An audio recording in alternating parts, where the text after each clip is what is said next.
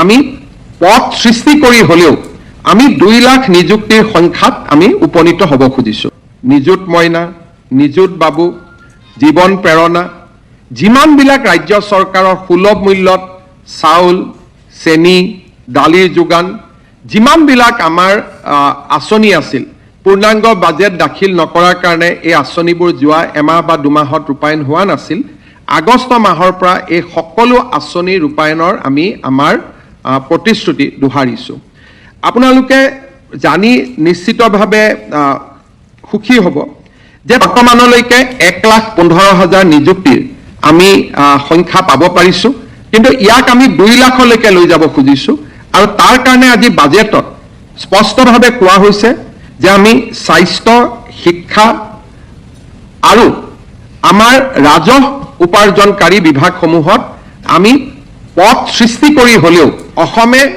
নাৰী অধিকাৰৰ ক্ষেত্ৰত অকল অৰুণোদয়ৰ জৰিয়তে নহয় লাখপতি বাইদেউৰ জৰিয়তে নহয় আজি আমি আৰু এটা ঐতিহাসিক সিদ্ধান্ত লৈছো যে বহু বিবাহত জড়িত কোনো ব্যক্তিয়ে কোনো ধৰণৰ চৰকাৰী আঁচনি নাপাব সি প্ৰধানমন্ত্ৰীৰ আৱাসে হওক বিনামূলীয়া চাউলে হওক বা সি অৰুণোদয়ৰ দৰে আঁচনিসমূহে হওক অহা 5 বছৰত ৰাজ্যৰ শক্তি খণ্ডত আমি 77,000 crores আমি বিনিয়োগ কৰাৰ কথা আজিৰ এই বাজেটত উল্লেখ কৰিছো ইয়াৰ দ্বাৰা আমি 137 মেগাৱাট নতুন গ্ৰীণ এনাৰ্জি ক্ষুদ্ৰ জলবিদ্যুৎ প্ৰকল্পৰ দ্বাৰা আমি আহৰণ কৰিব খুজিছো 4,900 মেগাৱাট সৌৰ শক্তিক আমি পাম্প ষ্টৰেজৰ মাধ্যমেৰে পিক আৱাৰ্ছৰ বাবে আমি সংৰক্ষণ কৰিব খুজিছো আৰু সৌৰ শক্তিৰ লগতে বেটাৰী ষ্টৰেজ তাৰ জৰিয়তে আমি সৌৰ শক্তিক সন্ধিয়া ব্যৱহাৰ কৰিব পৰাকৈ উপযুক্ত কৰি নিৰ্মাণ কৰাকে আদি কৰি আমি ৰাজ্যৰ শক্তি খণ্ডত 77,000 crores আমি বিনিয়োগৰ কথা বাজেটত কৈছো আৰু এই প্ৰায়বোৰ বিনিয়োগ ইতিমধ্যে আমি বহু দূৰ আগুৱাই গৈছো এনেকুৱা নহয় যে ই এটা প্ৰস্তাৱত আছো আমি বহু দূৰ ইয়াক আমি ইতিমধ্যে আগুৱাই গৈছো আজিৰ বাজেটত আমি গুৱাহাটীৰ নতুন স্যাটেলাইট সিটিখনৰ বিষয়ে উল্লেখ কৰিছো 7,200 বিঘা মাটিত নতুন স্যাটেলাইট সিটি নিৰ্মাণৰ প্ৰস্তাৱ কৰা হৈছে আপোনালোকে নিশ্চয় বুজি পাব যে উত্তৰ প্ৰদেশৰ বিকাশ নয়ডা নহলেও কেতিয়াও এই ধৰণে বিকাশ সম্ভৱ নহলহেঁতেন কলিকতাত নিউ টাউন নহলে কলিকতা এতিয়ালৈকে চক হৈ গলহেঁতেন আৰু হাৰিয়ানাত গুৰগাঁও নাথাকিলে হাৰিয়ানাৰ কেতিয়াও বিকাশ সম্ভৱ নহলহেঁতেন আজি আমি বাজেটত স্পষ্টভাৱে উল্লেখ কৰিছো যে satellite city will be 100% government projects ইয়াতে বেলেগ আৰু অংশীদাৰিত্ব নাথাকিব আৰু গুৱাহাটী বিমানবন্দৰক কেন্দ্ৰ কৰি আমি তাৰ চাৰিওফালে 7,200 বিঘা মাটিৰে আমি এটা স্যাটেলাইট সিটি নিৰ্মাণৰ প্ৰস্তাৱ আমি এই বাজেটত আগবঢ়াইছো আৰু ইতিমধ্যে ল্যান্ড একুইজিশনৰ কাৰণে আৰু প্ৰায় 2100 কোটি টকা আমি ইয়াতে ধাৰ্য কৰিছো but total cost of land acquisition will be 6,000 crores কিন্তু এবছৰতে সম্ভৱ নহয় এটা আমি 2 বছৰৰ পৰিকল্পনা লৈছো 6,000 কোটি টকা ব্যয় কৰি আমি গুৱাহাটীত স্যাটেলাইট সিটিৰ বাবে আমি মাটি একুৱায়াৰ কৰিম আৰু তাত আমি এটা গ্ৰোথ ইঞ্জিন হিচাপে আমি স্যাটেলাইট সিটি এখন গুৱাহাটীত নিৰ্মাণ কৰাৰ প্ৰস্তাৱ দিছো যোনে অসমৰ বিকাশত এক অগ্ৰণী ভূমিকা গ্ৰহণ কৰিব প্ৰথমবাৰৰ বাবে কৃষি আৰু জলসিঞ্চনক একত্ৰিতভাৱে চোৱাৰ কথা এই বাজেটত উল্লেখ কৰা হৈছে আমি পৰম্পৰাগত জলবিদ্যুৎ আমি ইৰিগেশ্যন প্ৰজেক্টৰ বিপৰীতে কম্প্ৰেছ পাইপৰ জৰিয়তে অৰ্থাৎ ভূটানৰ পাদদেশৰ পৰা অৰুণাচলৰ পাদদেশৰ পৰা লম্বা পানীৰ পাইপেৰে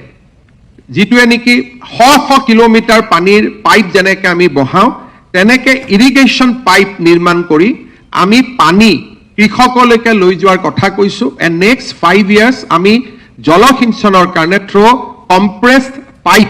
আমি 4,000 কোটি টকা ব্যয়ৰ কথা কৈছো আৰু আমি ইয়াত উল্লেখ কৰিছো যে অসমৰ কেইবাখনো নদীত 365 দিন পানী থাকে ভূটানত পানী থাকে অৰুণাচলত পানী থাকে এই জল সম্পদক আমি অসমৰ কৃষিৰ কাৰণে ব্যৱহাৰ কৰাৰ কথা কৈছো বাজেটত আমি এটা উল্লেখযোগ্য কথা কৈছো যে অসমত বহুত অৰ্গেনিক কাল্টিভেশ্যন হয় কিন্তু অৰ্গেনিক কাল্টিভেশ্যনক আমি বাহিৰত লৈ যাব নোৱাৰো বিকজ আমাৰ অৰ্গেনিক সাৰ্টিফিকেশন নাই এইবাৰ আমি প্ৰায় 15,000 হেক্টৰ মাটিক আমি অৰ্গেনিক চাৰ্টিফিকেশ্যনৰ অধীনত আনিব খুজিছোঁ, যাতে আমাৰ পাহাৰীয়া জিলা দুখন বা বিভিন্ন স্থানত অৰ্গেনিকভাৱে উৎপাদিত সামগ্ৰীসমূহক আমি এখন বিশ্ব বজাৰৰ সৈতে সংগঠিত কৰিব পাৰোঁ। ইয়াৰ উপৰিও আপোনালোকে জানে যে আমি এটা আঁচনি হাতত লৈছিলোঁ আজিৰ পৰা 3 বছৰ আগতে, যে প্ৰতি কেজি অৰ্থডক্স টিত আমি 10 টকা ৰাজ সাহায্য দিওঁ। এই আঁচনিখন দিয়াৰ পিছত অৰ্থডক্স টিৰ যিটো পৰিমাণ ই দ্ৰুত গতিত বৃদ্ধি হৈছিলে, আৰু আমি চাহৰ যিখন ৰপ্তানি বজাৰ তাক আমি ৰিক্লেইম কৰিবলৈ সক্ষম হৈছিলোঁ। আৰু আমি দেখা পাইছিলোঁ যে 3 বছৰৰ ভিতৰত অৰ্থডক্স টিৰ যিটো গ্ৰোথ, উই ৰেজিষ্টাৰ্ড 80% গ্ৰোথ, যিটো নিম্নগামী হৈ গৈছিল, বজাৰ আমি হেৰুৱাই পেলাইছিলোঁ, তাক আমি ৰিক্লেইম কৰিবলৈ সক্ষম হৈছিলোঁ। এইবাৰ আমি পাৰ কেজি 10 টকাৰ পৰিৱৰ্তে 15 টকা পাৰ কেজি আমি ৰাজ সাহায্য দিবলৈ সিদ্ধান্ত লৈছোঁ, যাতে অৰ্থডক্স টিৰ ক্ষেত্ৰত অসমে বিশ্ব বজাৰখন দখল কৰিব পাৰে। সৰুকৈ আমি জাপানত মাট্চা টি ৰপ্তানিৰো সৰু এটা প্ৰয়োগ আমি আৰম্ভ কৰিছিলোঁ। মাট্চা টিৰ প্ৰতি কেজিৰ বাবেও আমি 15 টকা আমি ৰাজ সাহায্য ঘোষণা কৰিছোঁ। এইবাৰ আমি আৰু এটা এক ষ্টেপ আগত গৈছোঁ, যে অসমৰ পৰা যিমান চাহপাত বিশ্ব বজাৰত ৰপ্তানি হ'ব, যিটো অৰ্থডক্স নহয়, যাক CTC বুলি কোৱা হয়, যিটো মেজৰিটি অসমৰ পৰা যিটো CTC যিমান উৎপাদন হয় 90% অসমৰ CTC টি, অসমৰ প্ৰতি কেজি ৰপ্তানিযোগ্য CTC টিত আমি 3 টকাকৈ ৰাজ সাহায্য দিয়াৰ সিদ্ধান্ত গ্ৰহণ কৰিছোঁ, যাতে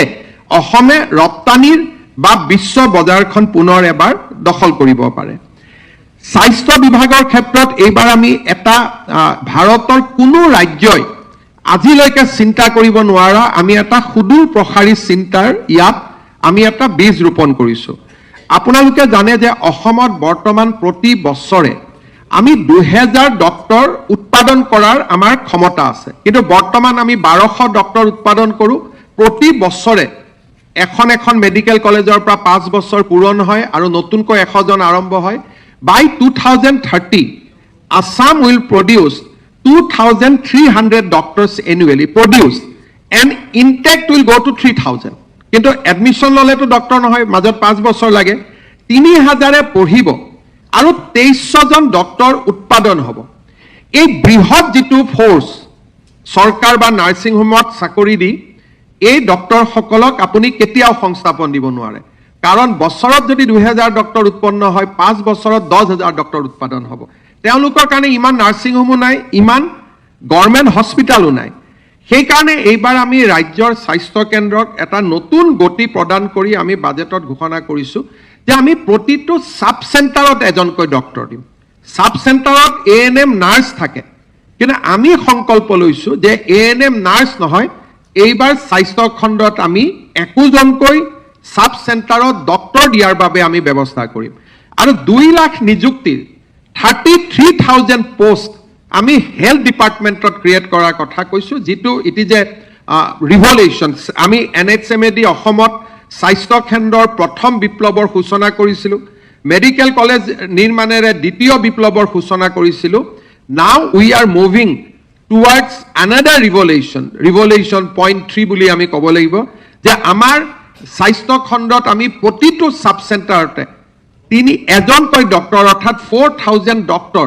আৰু তেওঁলোকক সহায় কৰাৰ কাৰণে নাৰ্ছ, লেবৰেটৰী টেকনিচিয়ান, ফাৰ্মাচিষ্ট, অৰ্থাৎ 33,000 নিযুক্তিৰ প্ৰস্তাৱ এই বাজেটত ৰাখিছে। Over A period of 5 years আমি লাহে লাহে কৰি যাম, যাতে এটা নিৰ্দিষ্ট সময়ত অসম, বৰ্তমান আমি বহুতখিনি ৰিচাৰ্চ কৰিছোঁ, ভাৰতবৰ্ষৰ কোনো ৰাজ্যতে চাব চেণ্টাৰ পৰ্যায়ত ডক্টৰ নাই। Assam will be the first state য'ত নেকি আমি চাব চেণ্টাৰ পৰ্যায়লৈকে আমি ডক্টৰ লৈ যাব পাৰিম। শিক্ষাৰ বিকাশৰ ক্ষেত্ৰত আমি সংকল্প পত্ৰৰ প্ৰস্তাৱ আকৌ দোহাৰিছোঁ যে প্ৰতিখন জিলাতে এখন মেডিকেল কলেজ, এখন ইঞ্জিনিয়াৰিং কলেজ, এখন বিশ্ববিদ্যালয়, 2টা আমি, আপোনালোকে উৰিষ্যাত যদি কেতিয়াবা যায় তাত আপোনালোকে দেখিব তাত একোটা কেম্পাছ হৈছে য'ত মেডিকেল, ইঞ্জিনিয়াৰিং, ইউনিভাৰ্চিটি সকলো একেলগে থাকে, 20-25 হাজাৰ ল'ৰা ছোৱালী একেলগে পঢ়ে। আমি অসমত তেনেকুৱা 2টা একাডেমিক গ্ৰোথ চেণ্টাৰ বনাব খুজিছোঁ, য'ত ইউনিভাৰ্চিটি থাকিব, ইঞ্জিনিয়াৰিং কলেজ থাকিব, মেডিকেল কলেজ থাকিব, ITI থাকিব, গোটেইবিলাক একেলগে থাকে আৰু ই এটা গ্ৰোথ চেণ্টাৰত ৰূপান্তৰ হয়। আৰু আমাৰ প্ৰতিখন নতুন বিশ্ববিদ্যালয়ত 100 কোটি টকা, পুৰণা বিশ্ববিদ্যালয়ত 50 কোটি টকা, অট'নমাছ কলেজলৈকে 2 কোটিকৈ আমি এটা এডুকেশ্যন ইনফ্ৰা নিৰ্মাণৰ ওপৰত এই বাজেটখনে গুৰুত্ব দিছে। প্ৰাদেশিকৰণৰ বিষয়টোক আমাৰ শিক্ষকসকলৰ ডেট অফ এপইণ্টমেণ্ট লৈ এটা কনফিউজন আছিলে, তাকো দূৰীকৰণৰ আমি আশ্বাস দিছোঁ যাতে প্ৰভিন্সিয়েলাইজেশ্যন হ'ব পাৰে। আৰু গুৰু দক্ষিণাৰ দৰে মানৱীয় আঁচনিকো আমি আগুৱাই লৈ যোৱাৰ কথা এই বাজেটত উল্লেখ কৰিছোঁ। আমি কি ধৰণে এডভান্টেজ আছাম 0.2ৰ জৰিয়তে ৰাজ্যত 1 লাখ নিবনুৱা যুৱক যুৱতীৰ কৰ্মসংস্থাপনৰ বাট মুকলি কৰিবলৈ সক্ষম হৈছোঁ তাৰ বিষয়েও আমাৰ বাজেটত উল্লেখ আছে। মিছন বসুন্ধৰা 4 আমি 25 জানুৱাৰীৰ পৰা আৰম্ভ কৰিম, 25 ডিচেম্বৰৰ পৰা, যি আমি সুশাসন দিৱস হিচাপে পালন কৰোঁ। আৰু বিভিন্ন সময়ত ৰাজ্যৰ ব্যক্তিসকলৰ মিছন বসুন্ধৰাৰ ওপৰত দিয়া পৰামৰ্শত 2 মাহ আমি ষ্টেক হোল্ডাৰ কনচালটেশ্যন কৰিম। কৃষক, গাঁৱৰ লোক সকলোৰে লগত কথা পাতি যে মিছন বসুন্ধৰাক আৰু কেনেকৈ ইম্প্ৰুভ কৰিব পাৰি, আমি through stakeholder consultation mission বসুন্ধৰাখনক আমি আৰু অধিক জনমুখী কৰাৰ প্ৰস্তাৱ কৰিম। CM AAA জৰিয়তে আৰু 50,000 যুৱকক 2 লাখকৈ আৰ্থিক সাহায্য, আৰু ইতিমধ্যে সাহায্য পাই থকা যুৱকসকলক ক্ৰমাগতভাৱে আঁচনিখনৰ মাজলৈ লৈ যোৱাৰ কথা আমি এনাউন্স কৰিছোঁ। লাখপতি বাইদেউৰ ক্ষেত্ৰত আগতে গ্ৰুপে লোন পালে তাৰ ৰেজিষ্ট্ৰেশ্যন আদি চৰকাৰে ৰেহাই দিছিল।